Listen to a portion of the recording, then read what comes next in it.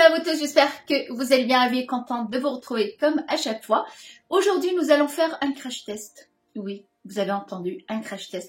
Vous savez que, et je vous le répète à chaque fois, je n'aime pas faire les crash tests parce que des fois, sur le moment, je peux adorer, 2-3 jours après, je peux détester ou le contraire, ou je peux détester, après je peux adorer. C'est pour ça que j'aime bien tester ça sur plusieurs fois et après venir vous en parler. Je continue ma saga sur mes fonds de teint préférés, à part celui-là que je n'ai pas encore testé, les fonds de teint que j'ai adoré pour cette année 2023 qui s'achève bientôt. J'espère que elle se termine sur une bonne note pour vous, surtout la bonne santé, c'est le plus important.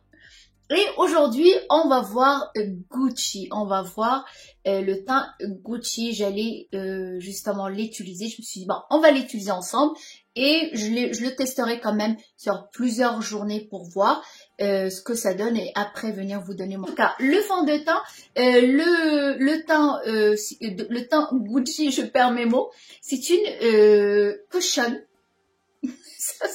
Ça sort cochonne de ma bouche. J'appelle ça une cuchouam, mais normalement c'est une cochonne. Je le prononce pas très bien en anglais. De chez Gucci. Et voilà, le packaging qui se présente comme ça, plutôt soft, nude, avec des fleurs, une tête de lion. Plutôt sympa, rien d'extraordinaire. Et voilà, à l'intérieur on a le miroir, la petite houppette pour l'application. Et le produit que je n'ai pas encore ouvert, je vais l'ouvrir tout de suite. Voilà, ça s'ouvre comme ça et on a le produit. Voilà, il suffit d'appuyer sur ce truc, cette éponge-là et le produit qui va sortir. Alors, la couleur, c'est celle-là. Je me rappelle pas très bien, ça fait un petit moment que je l'ai acheté. J'ai acheté aussi chez eux le fard à joues. Le packaging, il est très beau. Ça, c'est joli d'avoir dans son sac. Celui-là, je vais pouvoir vous dire est-ce qu'il est bien ou pas bien, puisque je l'ai déjà testé. C'est un rose pêche. La couleur, elle est très jolie. Ça sent très bon. On a un miroir à l'intérieur. Oui, très joli. Et le rouge à lèvres. Le packaging aussi, il est très beau. Là, j'ai pris cette couleur. Alors ça, c'est pas du tout mes couleurs habituelles. Normalement, je me dirige plus vers les rouges. Et là, j'ai choisi cette couleur. C'est un rouge à lèvres plutôt crémeux pour l'utiliser toute la journée. Enfin, pour l'utiliser la journée. Quand j'achète les rouges, très rouges, je les utilise plus le soir. Quand je vais dîner ou quoi que ce soit. Du coup, ça reste beaucoup plus dans le placard. Je me suis dit, là, je choisis une couleur que je vais porter quotidiennement. Puis d'appuyer dessus et on a le produit qui sort.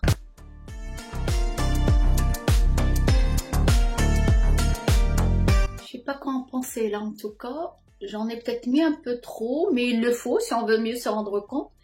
Mais je sais pas. Enfin, je peux pas dire tout de suite. Je sais pas quoi en penser.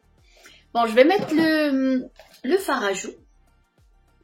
Qui est pas très pratique à ouvrir. Non, ça va. C'est moi, j'avais pas le bon geste. Et là, la couleur, elle est bien pigmentée. Pas besoin d'en mettre trop. Et le rouge à lèvres, alors le rouge à lèvres, j'adore, je le mets la journée. Depuis que je l'ai acheté, j'arrête pas de le mettre. Ça fait pratiquement 1 mois et demi que je l'ai, j'aime beaucoup.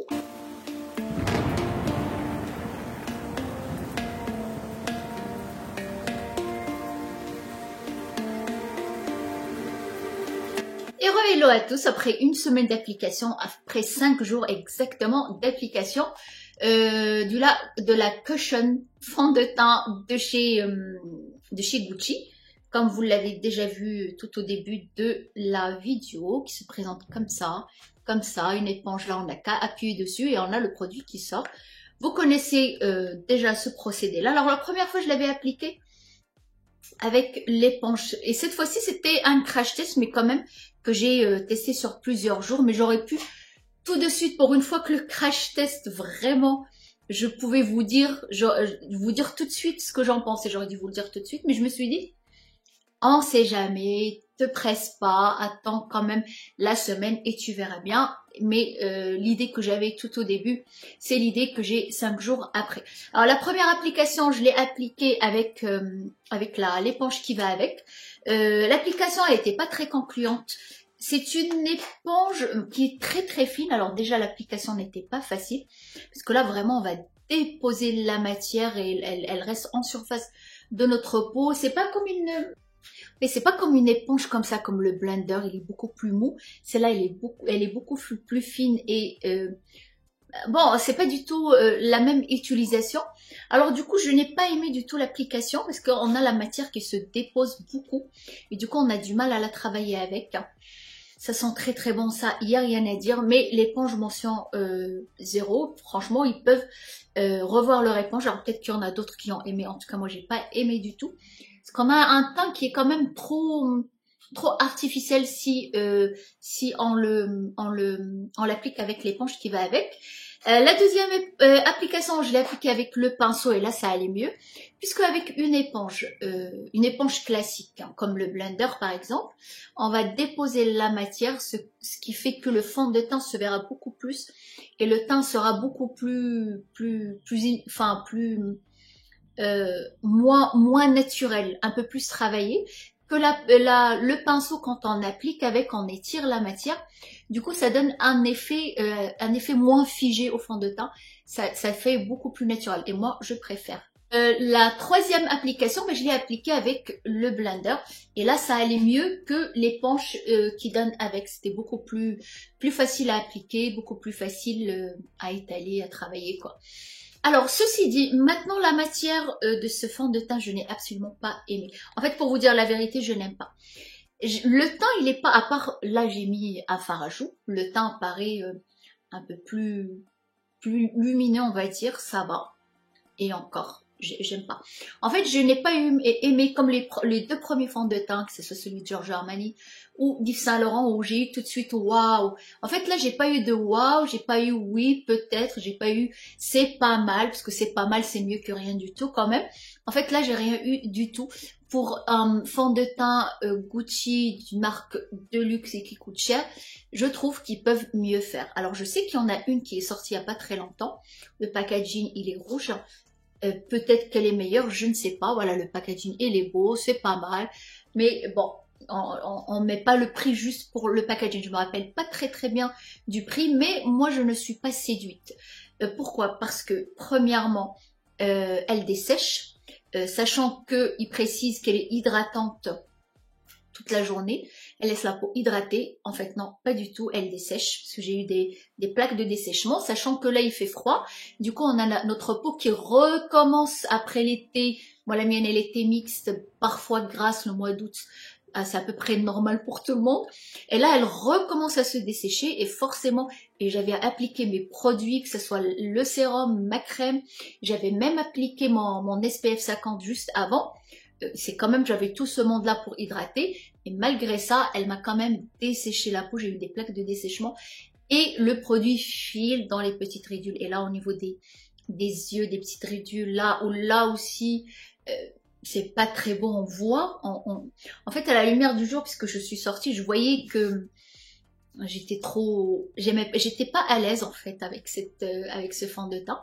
J'étais pas à l'aise, j'avais l'impression qu'on voyait que ça, que tout le monde me regardait, tout le monde disait mais qu'est-ce qu'elle a? Elle est maquillée. Enfin, c'était dans ma tête bien sûr, mais moi j'étais pas à l'aise et je sentais, contrairement aux autres fonds de teint que j'ai beaucoup aimé, que je ne sentais absolument pas. Ils ont un effet beaucoup plus naturel, beaucoup moins de matière épaisse. Là, je sentais, ça picotait un petit peu, surtout là, à ce niveau-là. Le dessèchement là et là, et là, et là, au niveau des pas de doigts, ça filait vraiment dans les petites ridules.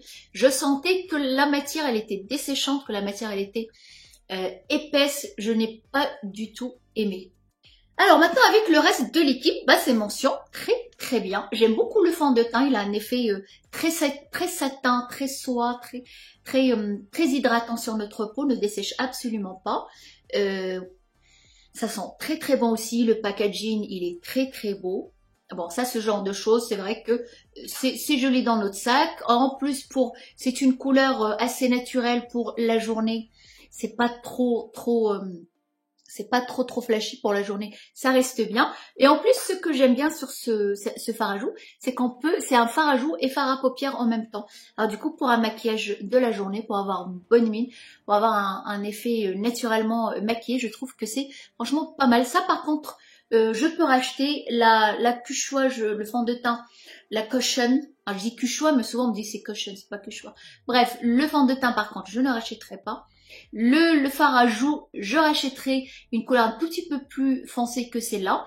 Et le rouge à lèvres aussi, je rachèterai sans problème. On aura une quatrième, une dernière partie. On verra un autre fond de teint ensemble. Et comme ça, on va pouvoir distribuer la palme d'or à ces 4 parties, le fond de teint que je trouve irremplaçable, que je pourrais acheter et racheter 1150 fois. J'exagère un peu, oui, je sais que je pourrais racheter une deuxième fois sans problème. Et sur ces bonnes paroles, soyez belles et beaux, heureux, prenez soin de vous, je vous dis à très bientôt.